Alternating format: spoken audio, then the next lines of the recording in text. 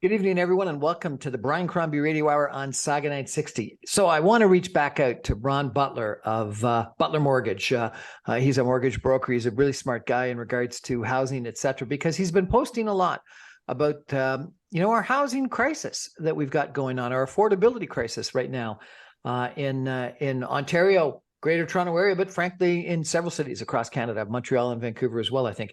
And today, Ron, you said, is the Canadian government trapped by high house prices? Yep, 100% trapped. Explain. Sure.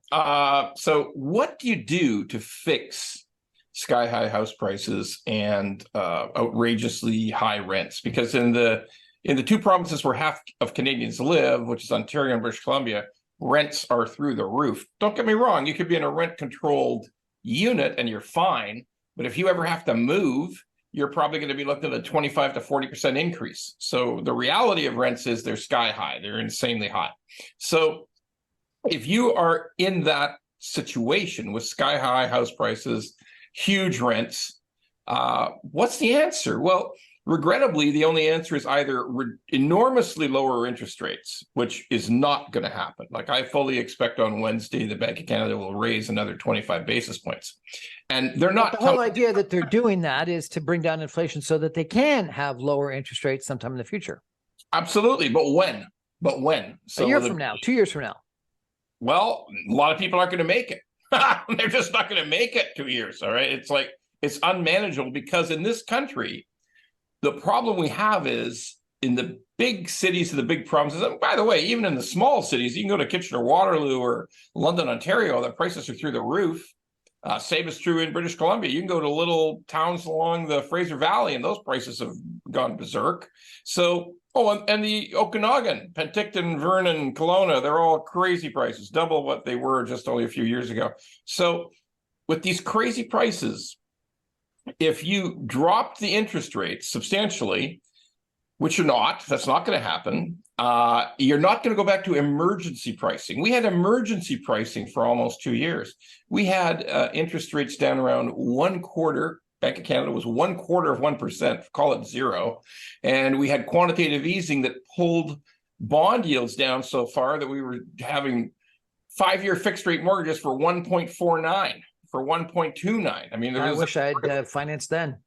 No kidding. But the bottom line is that we have now gone to a point where the relationship between house prices and average income is so skewed, it's not manageable. Even if prices came down 20%, it wouldn't still be manageable in any way. Historically, you say that people need to be at 2.5 to 3 times average household earnings should be the price of a home. Price of a home should represent about 2.5 to 3 times average household earnings.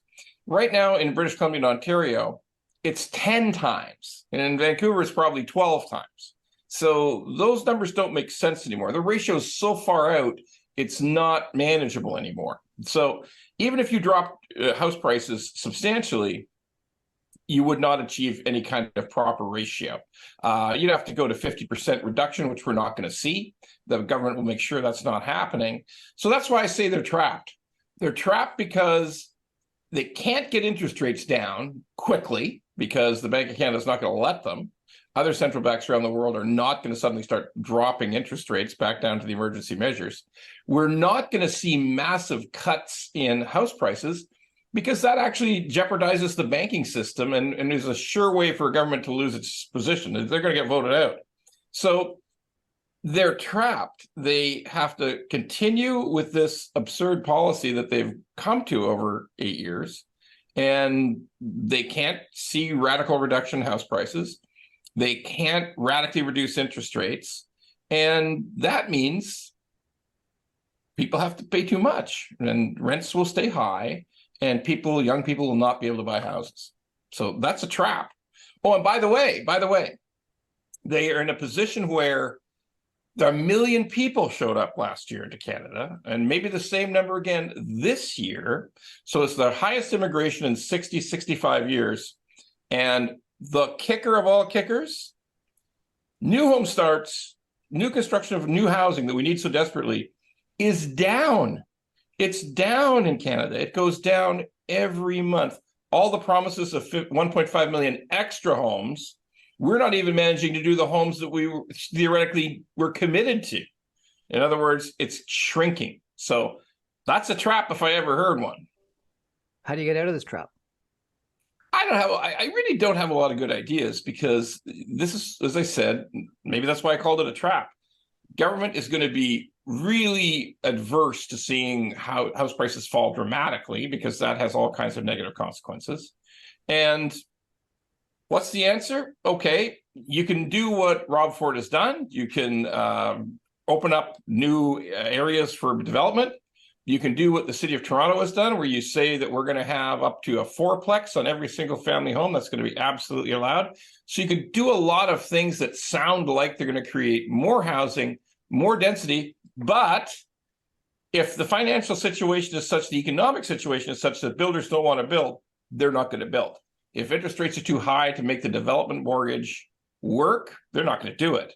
That's just the way it goes. So the question becomes, how do we get all this new housing going? We've got some policies in place that might help it, but now the real, almost catastrophic issue of bureaucracy. So you're familiar with the LRT. The LRT that was supposed to be, that was started 15 years ago, not finished. It's, I guess, the Eglinton LRT line, still not finished. They're actually litigating each other now as to why it's not finished. And that's been 15 years in the making. Let's look at the new highway that I thought they had a tunneler that got stuck or something. It really doesn't matter what went wrong. At the end of the day, it's 15 years and it's not done. I mean, all the excuses can be piled onto each other. Let's look at the highway Doug Ford has proposed to build. It looks, he ran on that in the last provincial election. He won. Looks like that's in the bag, except it'll probably be 9 to 10 years before the first backhoe ever gets in the ground, because we have a culture of bureaucracy in this country, of studies and analysis and more studies. And, oh, by the way, if you try to fast track something, then people will go to court to try to stop you, and the courts will support that delay.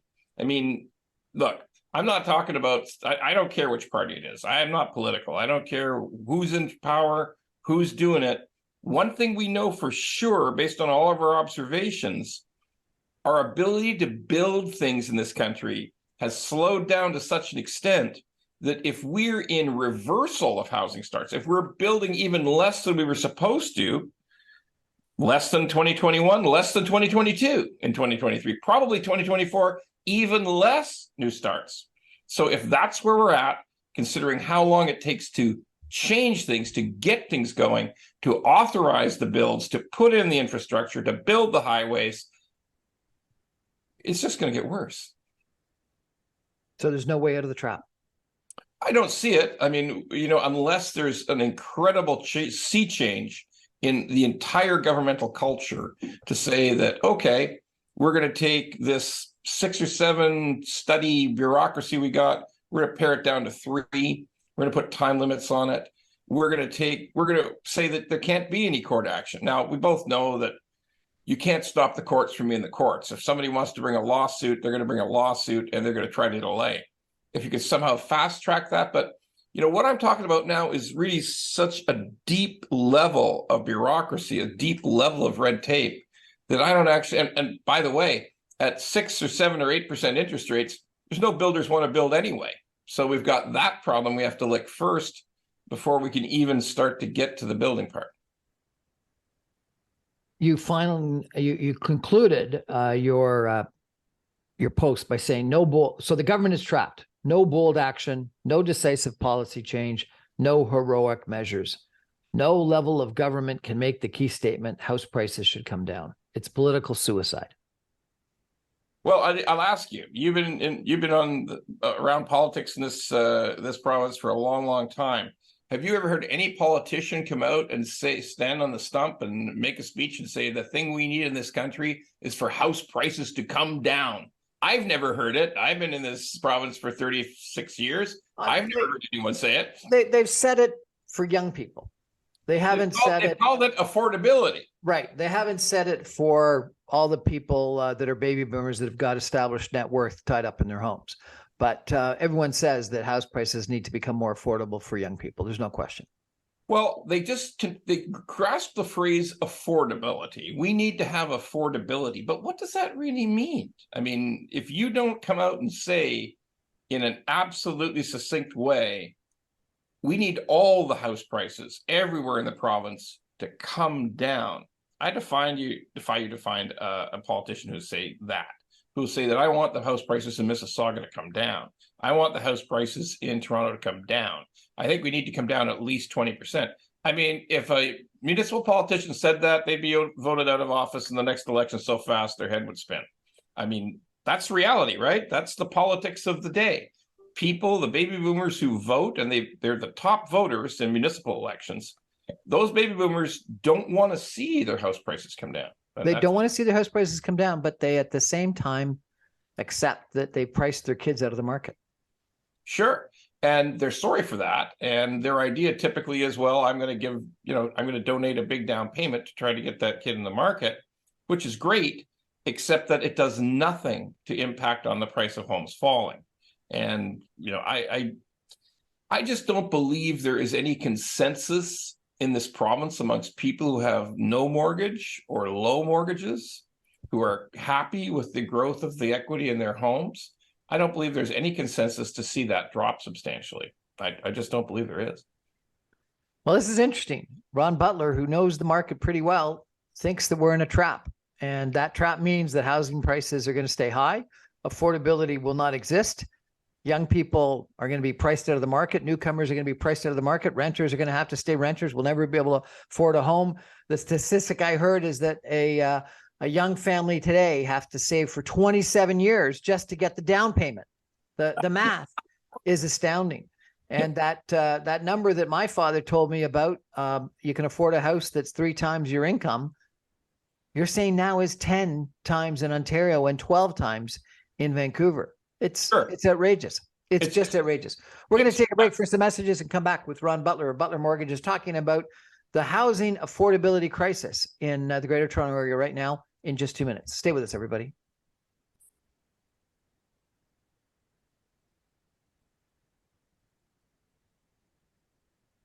Welcome back, everyone, to the Brian Crombie Radio Hour on Saga 960. If you've been following my show, I've really focused on housing affordability over the course of, the last year or so, because I think it is really one of the major issues that we haven't confronted. And Ron Butler of Butler Mortgages is my guest tonight, and he thinks it's a trap.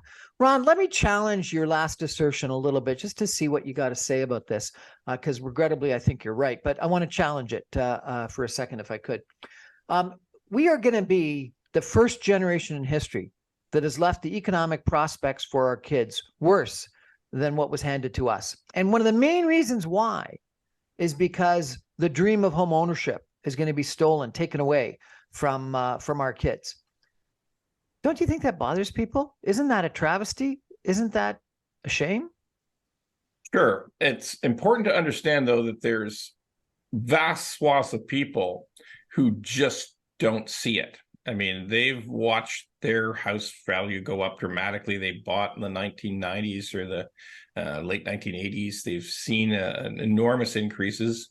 However, they really believe, they absolutely believe that they had it tough too, that it's just a question of you having to grind it out and save your money and go without extras and cancel Disney, cancel Disney like the finance minister suggests, and just get away from that avocado toast and live within your means and save hard, and you too will be able to afford it. By the way, if you ask the average boomer who's in their late 50s, 60s, maybe early 70s now, listen, I mean, do you realize that it costs 10 times to your average income to buy a home today versus the 3 times it was when you were in your 20s and 30s?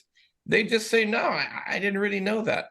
They know prices are high, but they don't completely understand the impact of how all this shakes out. I don't know. I think anyone that has kids that are in, that 20 to 40 age group, they know because their kids are struggling with, and they're renting 500 square foot condos rather than being able to buy homes. That's true, but as far as as far as a lot of those boomers are concerned, it's just a struggle. It's just they just need to carve a little more savings out. They need to work a little bit more. They need to find a little bit better job. I see replies on Twitter every single day, and they're very consistent. There's many people, but a minority of boomers who say, yeah, I would be happy to give up some of my home equity so that my kids might be able to afford a home. I wish the price of homes would go down. But that's really only about 1 out of 3, 1 out of 4.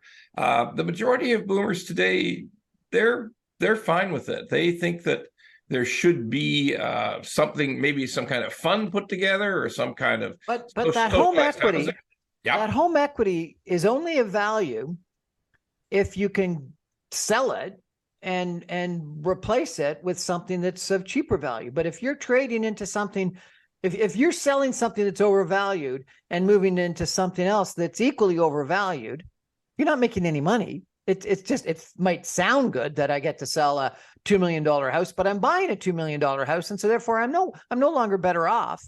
The only people that are better off are the people that cash out and move to Kapuskasing. And net their net worth. And assuming that you want to stay in that house as long as you possibly can, and you're not looking forward to moving into a senior's home and cashing out then, any increase is going to your kids, and then they're going to be buying the expensive home. So that this fiction that we're worth a lot more money, that we have this huge net worth, is just a fiction, because everything else that we might move into is equally as expensive. It's a great point, but here is one of the key counter arguments to what's going on today. Today, more than ever before in history, people want to stay in their homes. They want to stay in their homes. They want to stay in their neighborhoods. The reality is the majority of people in their 60s and 70s today will stay in that home. It might be a 3,000 square foot home that they only wander around in 3 rooms out of 9, but they desperately want to stay in it. They want to stay in their neighborhood. They want to stay close to their doctors. They want to stay close to their healthcare. And they won't see the sale of that home until at least one of the couple dies. So we have now extended out the natural time people will stay in their homes, because they just don't want to get into a retirement home situation. And by the way, they do think the way you do. They think that if there was a sale, they would accumulate a lot of money. They'd have to give that to their kids. But mostly they don't want to leave. They want to stay in their homes. They don't want to leave, and that's not a bad thing. I've interviewed lots of people in the long-term care business that say, if we're going to institutionalize all the baby boomers, we'd have to build 10 times more long-term care facilities that we're currently planning, where there's no way possibly that we could actually supply enough old age homes, seniors homes, assisted living, memory care homes for all the people that are going to be needing it. Number two, from a societal standpoint, it's far cheaper to care for someone at home. You're supplying healthcare to the person, just like you would supply healthcare to them in a home, but you're not having to supply the real estate as well. And so therefore it's a far cheaper solution. And people do become a little bit more self-reliant than they might in a senior's home. So, I think that staying at home as long as you can, number one, people want. Number two is cheaper for society. Number three, maybe better for your health. And number four is the only alternative, because we can't actually institutionalize everyone. So that's number one. But if that's the case, then just because I used to have a house that was worth $500,000 and it's now worth $2 million, and I feel like I'm richer, I'm not really richer, because I'm never going to be able to get to enjoy that $2 million. I'm going to die giving that $2 million to my estate. Or if I sell out and go into a small townhouse or a condo, I'm probably buying a brand new something that's the equal amount, if not more. I've gone and looked at townhouses. I can't get a townhouse for 75, 80% of my nice house, because they're brand new, because they're in a great location, because they've got condo fees, et cetera, et cetera, et cetera. So if I come back to, you've argued effectively that people have got this high net worth and they won't give it up, and they'll fire, unelect anyone that takes that net worth away from them. Yep. But if their only alternative is to sell this overinflated house and buy another overinflated house, they're no better off. Versus if they actually had a cheaper house, they could trade in and buy a cheaper house. The whole market goes up or goes down. And so it's a fiction. It just, that this extra net worth doesn't really exist in reality. But here's where the financialization... Unless you sell it, move to Kapuskasing. Well, there's another alternative. The financialization of everything that we've experienced in our society today means that there are multiple ways you can tap into the equity of that home. You can get a home equity line of credit, and it can be so big that it pays itself. You can take money out to make the payments. Or there's a bunch of companies now involved in the reverse mortgages, which is something that's becoming much more mainstream, where you actually take a huge lump sum payment out of your home, pay no payments, and use that money to take care of your health care, to look after all the needs around the house. Somebody can come and cut the grass. Somebody can come and remove the snow, and you can live very comfortably in your own home on a reverse mortgage. By the way, the reverse mortgages in Canada in 2021 grew 272%. So it's becoming more and more popular. That's clear.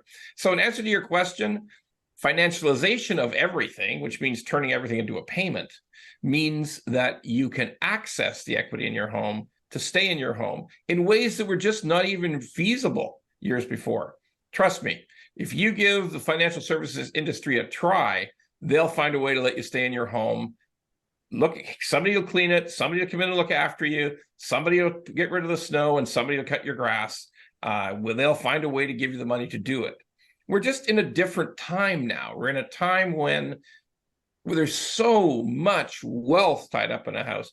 When I was young, the people who had their houses paid for, the only thing they really liked the most about it was the fact they didn't have to make a payment.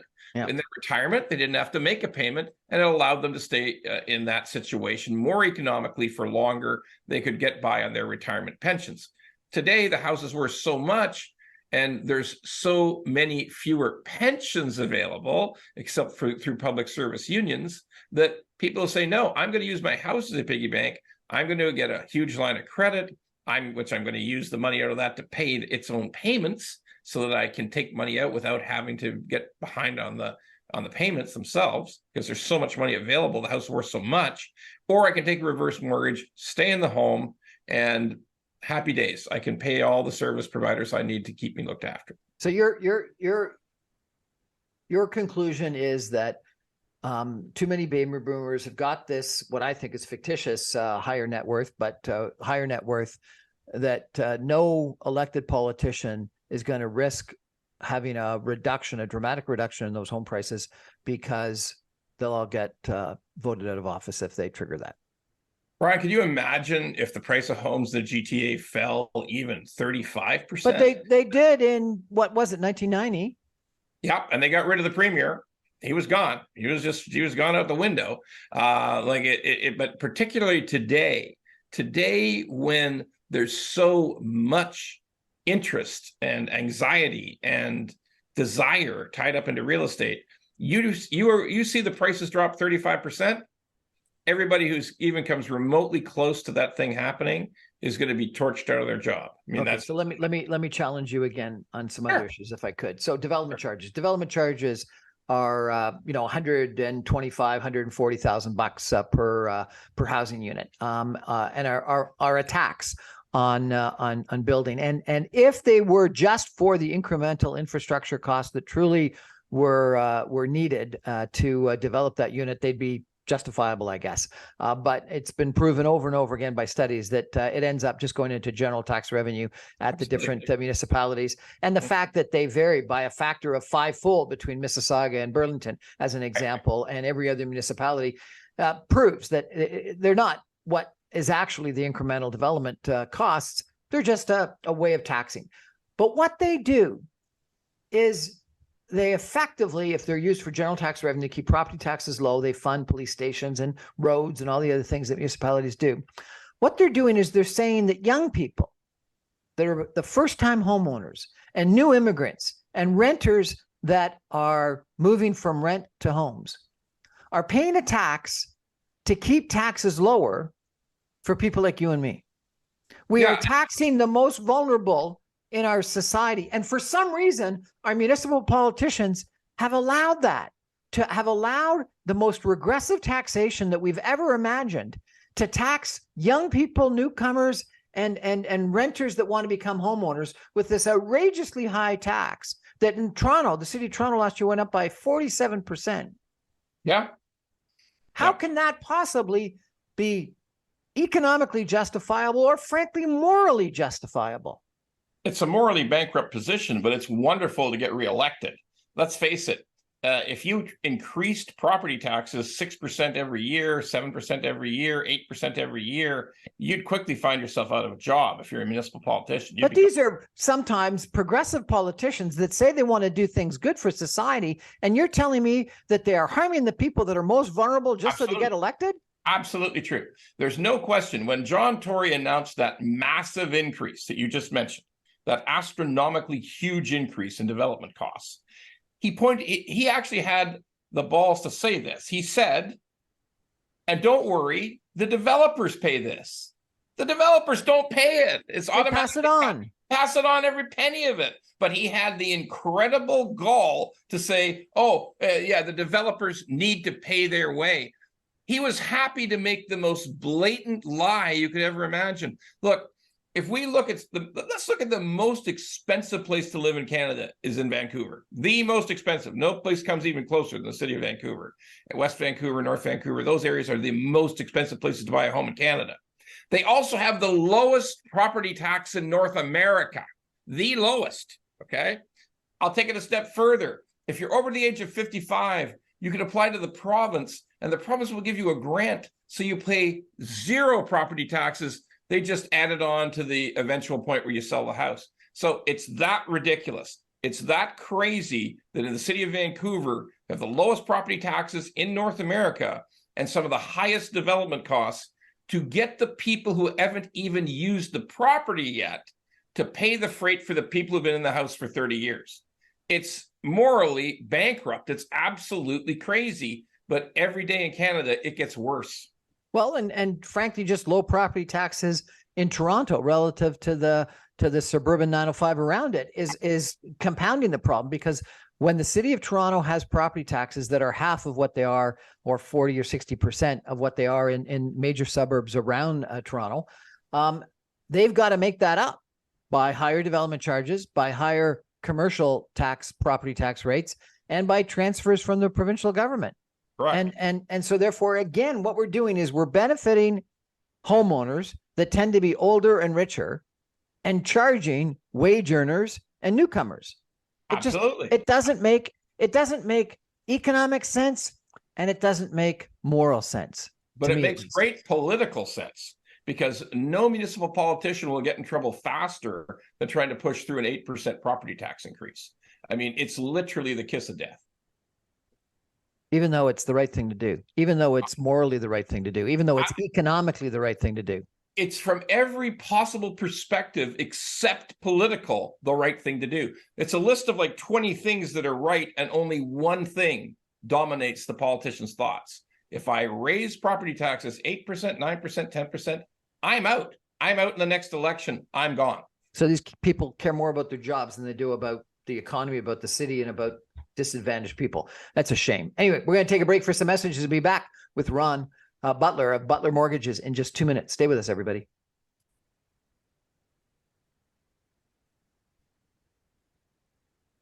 Welcome back, everyone, to the Brian Crombie Radio Hour Saga 960. Ron Butler of Butler Mortgages is my guest tonight. We're talking about the housing affordability crisis in the Greater Toronto Area, and in Vancouver, and in Montreal, and in lots of other places that Ron has mentioned, southwestern Ontario towns as well.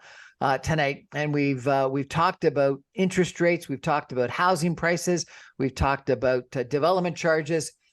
Ron, I want to address another thing that I think is potentially the solution, and that is increased supply. And you've challenged whether increased supply will actually happen. But, just a couple of weeks ago, the provincial government, using something called ministerial zoning orders, doubled the density in Lakeview, in South Mississauga, and in other areas along here, Ontario, and has done the same thing around major transit zones in the Toronto area, and in other suburbs, et cetera. And so what they're doing is they're overriding all the planning, constraints and regulatory processes, that red tape that you talked about, to not increase by 10%, but to actually double the density. And there's rumors that this new major transit area policy that's going to come out is going to say that you can't cap height in and around transit areas. Don't you think that is going to increase supply? They're certainly trying hard to help it.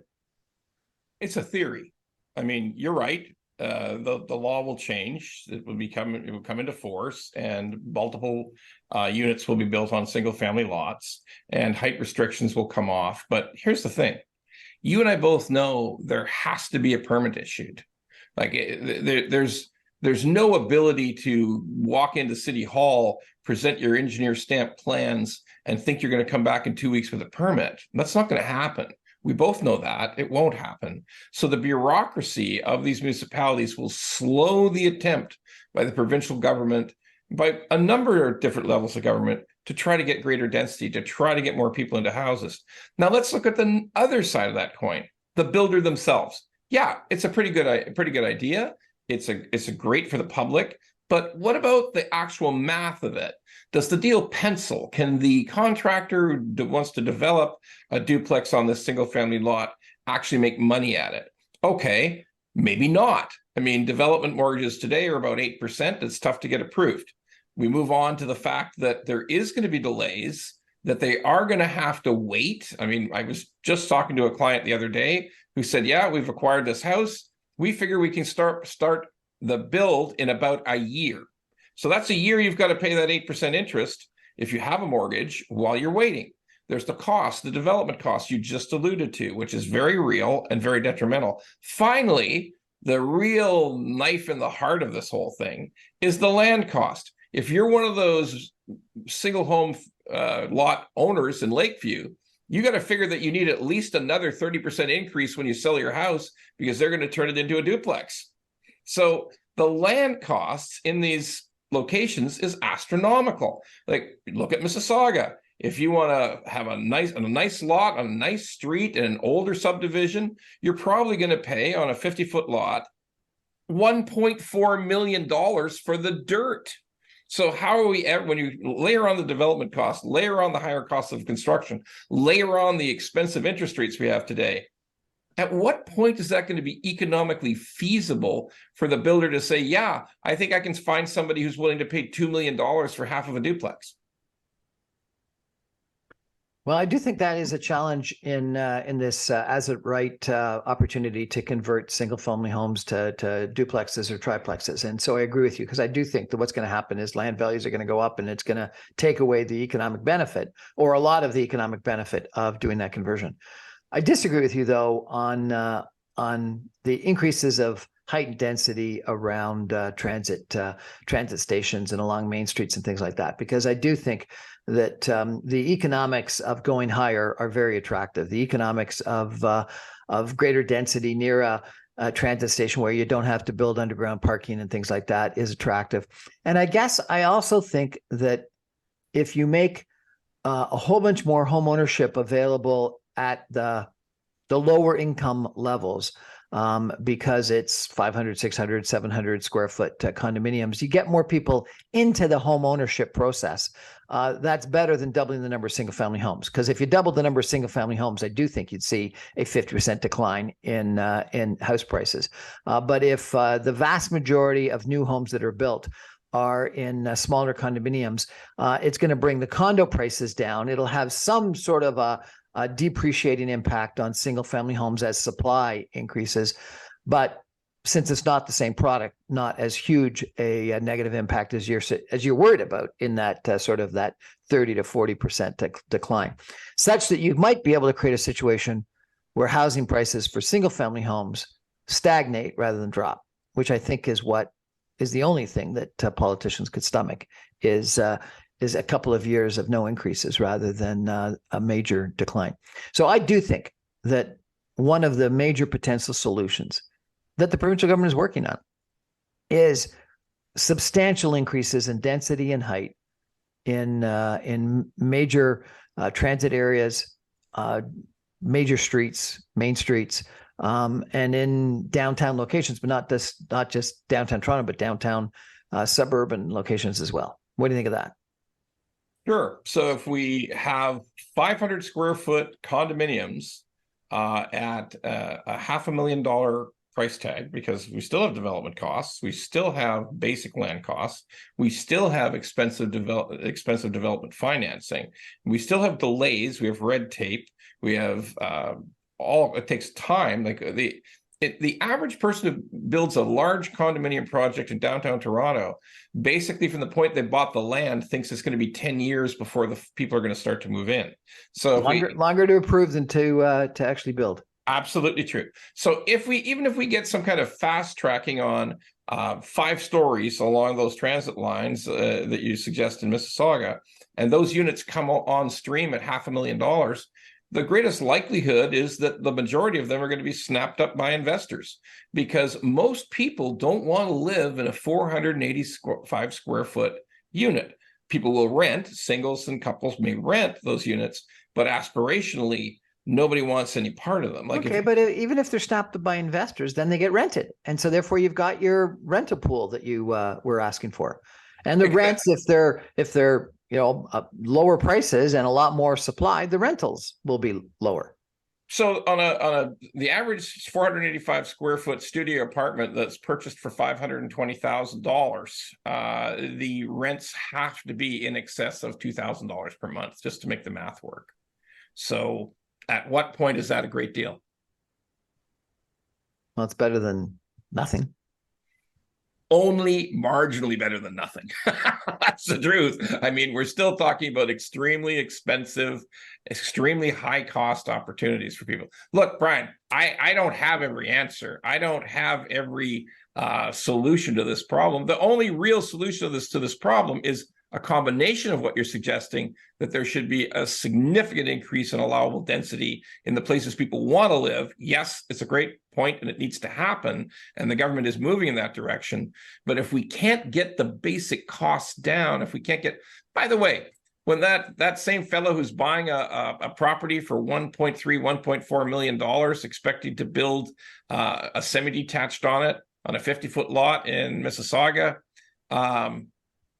he's not quite sure that it will pencil right now himself. Like, he's not 100% sure with the cost of construction, the lack of tradespeople, and all the other combined issues that surround new construction today. He's really questioning. He bought the lot. He's got to build. He's got the permit application in, but he's really starting to question what he's going to have to sell it for. Hey, all I'm suggesting is that we will need a systemic change in pricing to try to achieve any kind of balance for new home buyers and for renters in southwestern Ontario. A systemic change in pricing. So again, major price declines. Yep. Which no level of government would support. Like, the province won't support it. The feds certainly won't support it. There's a reason the feds are bringing in 1 million people, right? I mean, what we've got in Canada is a falling GDP per capita. We have decent GDP growth, which government points at all the time. But when you put the math together for the amount of people, the amount of people that we've added to Canada, the personal GDP in Canada is actually falling.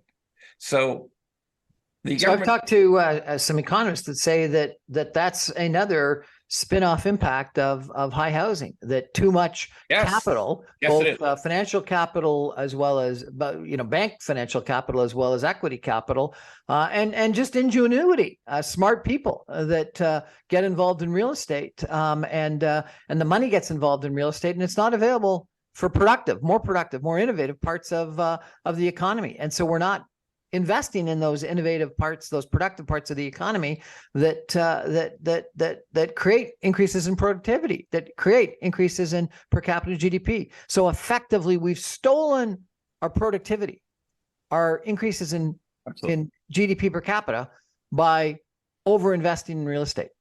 100% true. The GDP per capita in Ontario is, and the productivity per person in Ontario is lower than the 50th state, which is Alabama. Like, Alabama has better productivity than Ontario. How did we get into this situation? because of exactly what you described. If all the ingenuity, if all the smart people, if all the industrious people, if all the energetic people were confronted with the idea 15 years ago that they could either open a business, I don't care what kind of a business it is, software, build a better mousetrap, you name it, open a business or buy real estate, which is the surest way to wealth? Well, from 15 years ago, the answer was real estate. And it just stopped being that way last year, right up until 2021. In 2021, 33% of all home purchases, all property purchases in Ontario were by investors. 33% of every single one in Ontario, investors. So that was the biggest year in sales, the biggest year in mortgage growth, and a third of it went to people buying real estate as an investment. So there's where your innovation went. There's where your productivity went. There's where your people who should have been opening businesses and hiring people to build things or make things or figure out a better digital application, that's where it all went. It went to people buying real estate for themselves as an investment. Watch this thing grow. Watch it grow. And by the way, if you bought a home in 2020, or you bought a home even in 2015, you were right. If you bought property then, you were right. It was the easiest way to make money that through capital appreciation that you could possibly have sooner than the stress and strain and energy you got to put into opening a business. When you think about housing though, Ron, it's not something that becomes more productive. No, anything, not at all. If anything, our productivity in housing is decreased because we still got a whole bunch of laborers that come and hammer and stuff on site. The waste, I understand, is substantial. We haven't got, other than a couple of unique cases, manufactured housing. So all the different efficiencies, economies of scale that we've seen in almost every other sector of society. Right. We haven't enjoyed in housing. And as you pointed out, we've got situations now where there's fewer people per house than they were in the past. So arguably our houses are less productive, less efficient than they may have been in the past. And then in addition, we've got this situation where we're building bigger homes. Maybe much bigger condos, but the homes are. And so therefore the average space, the average square footage in single family homes, not in condos, the square footage per person is lower. And there's a lot, a lot of empty nesters, a lot of one person condos, et cetera. So, one of those things that, other than maybe if it's lakefront or something like that, property that I would have thought should have gone up by GDP. There's no reason why housing should accelerate at greater than GDP, other than we've constrained supply. Yeah, we've constrained supply, and we've created a narrative that property ownership, particularly investment property ownership, is the surest, safest, and most prolific way to become wealthy. If you create that narrative amongst young people, they won't be trying to build a better mousetrap. They'll just be trying to buy more rentals. We got a problem here. We're trying to figure it out, but I'm not sure if we've figured out the solution. Our guest is Ron Butler of Butler Mortgages. We're going to take a break and come back in just 2 minutes with some concluding comments and see if we can wrap this all up. Stay with us, everybody.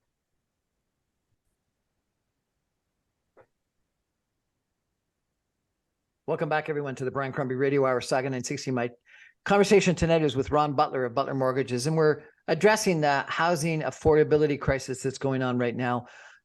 Ron, we see these ads for people from Alberta, trying to attract people to move to Alberta. Last year, we had out-migration from Ontario and the Greater Toronto Area for the first time in history to Alberta and to Quebec.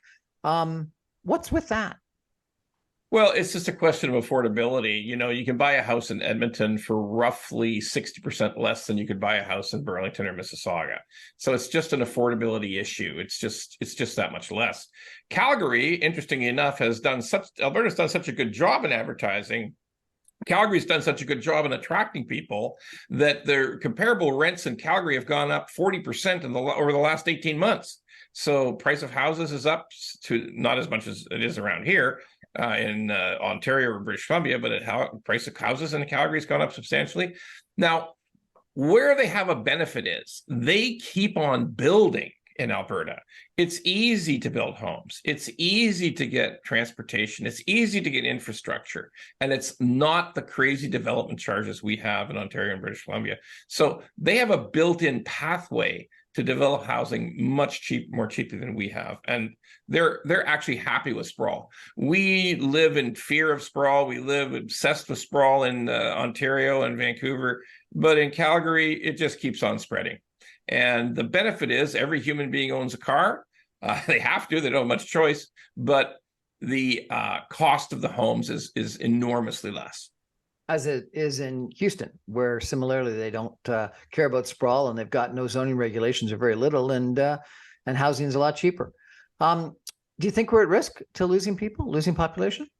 Yeah, I think we're actually at risk for the first time in the history of this country, the first time in 200 years. We're at risk of new people coming to Canada, immigrating to Canada, wanting to become new Canadians, and after 6 months or a year saying, I got to get the hell out of here. I can't understand how I can survive here. I can't understand how I can raise a family here. I can't understand how I can ever afford to buy a home here. And I need to try to either get to the US, Europe, or go back home. NIMBYism has been one of the reasons that different politicians and that housing affordability task force have suggested is a cause of high housing prices and lack of supply. What do you think about that?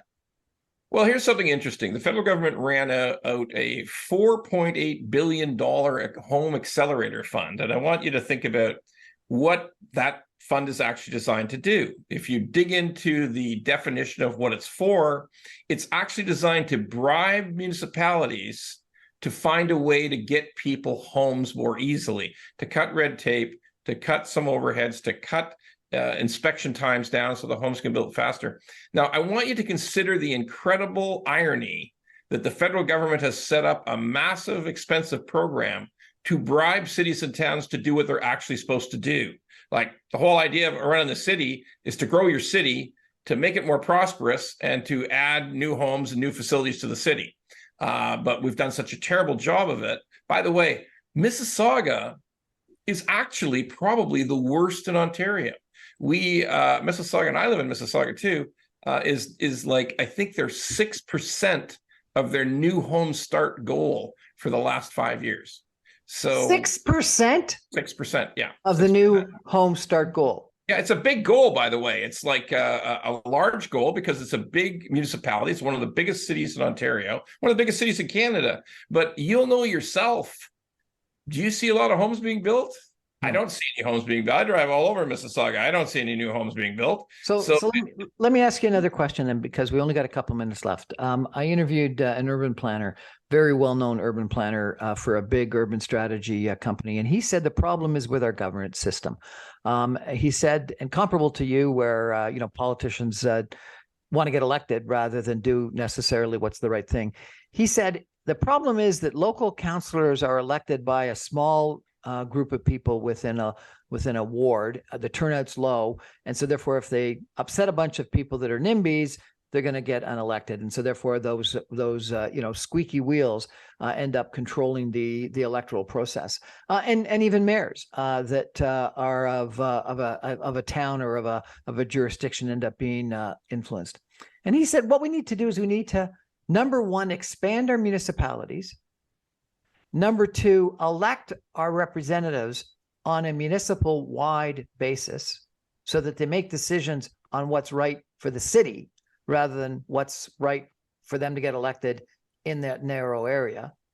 And number three, he said, and property taxes should be set provincially rather than at the discretion of each local municipality, so that property taxes are even based on user fees, based on wealth, and that sort of like the mill rates are the same everywhere. And it's provincially set so that the local politicians don't cater to the electorate to try to keep taxes up or down or whatnot. What do you think of those ideas? I love all those ideas. We had a huge article, huge research by the Toronto Star this weekend, where they discovered that on average, because of the impact system, that's the organization that judges what the value of a home is or figures out what your property tax should be throughout Ontario, the basis of your property tax, what the value of your home should be. They determined that by and large, that system at MPAC favors the bigger, more expensive homes, that they actually end up paying on a percentage basis less property tax than smaller homes. There's a lot of reasons for it. It's a complicated process, but that tells you we have a desperate need for province set property taxes, because guess what? If the property tax in Oshawa is double the property tax in Toronto, something's out of whack.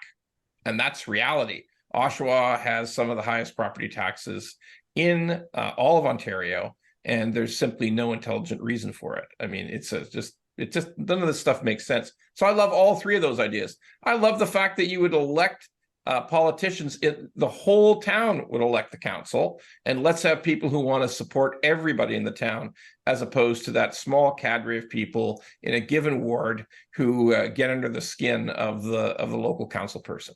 Yeah, all good ideas, every one of them. Ron Butler, Butler Mortgages, thank you very much for joining us and trying to help us think through this issue. I'm going to leave you with a thought personally, if I could. I really think that municipal politicians and some provincial governments in the past, but municipal politicians really have been more of a problem here than a benefit. I think that development charges are wrong. I think property taxes are an issue. I think NIMBYism is an issue, and I think governance that caters to NIMBYism is a problem. And I think that too much separation and local orientation rather than what's best for the vision of the Greater Toronto Area, which is going to be the third largest city in North America, are all parts of the problem. And we should think about that. Because all I can reply to that is amen, brother. Amen. Because if we don't solve this problem, our kids are going to move to Calgary. Or Houston. That's our show for tonight. Thanks for joining us, everybody. I remind you, I'm on every Monday through Friday at 6 o'clock on 960 AM. You can stream me online, even from Houston, at www.saga960am.ca. Thanks, Ron. Good night.